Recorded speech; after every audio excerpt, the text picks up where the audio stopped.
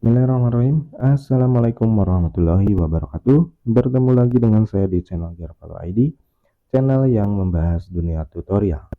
Baik, pada video yang ketiga ini kita akan belajar bagaimana sih cara memilih template pada aplikasi Canva. Pertama, kita buka dulu aplikasi Canva-nya.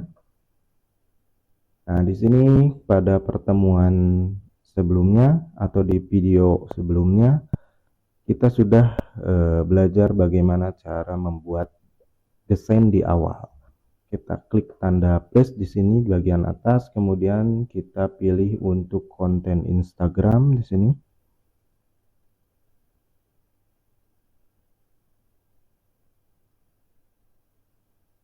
Nah, setelah tampil lembar kosongnya di sini, kita klik pada menu desain yang ada di samping kiri. Nah, di sini kalian tinggal pilih saja untuk template-nya mau desain seperti apa. Kita bisa ketikkan di sini pada kolom pencarian, misalkan kita akan membuat sebuah banner untuk promo live di Shopee misalkan. Kita tinggal klik saja atau ketik di sini promo live. Nah, untuk template-nya itu kita bisa milih di sini banyak sekali template yang bisa kita gunakan. Misalkan kita pilih untuk yang ini, yang pertama ini untuk template-nya, dan misalkan kita mau nambah lembar kerjanya untuk desain yang baru, kita tinggal pilih tanda plus di sini yaitu tambah halaman. Misalkan kita masukkan juga template yang baru. Ini misalkan kita masukkan untuk template yang kedua.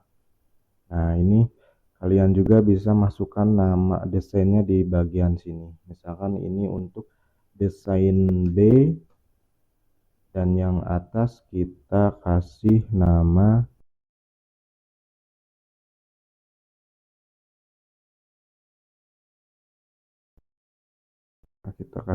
di sini desain A, dan seterusnya.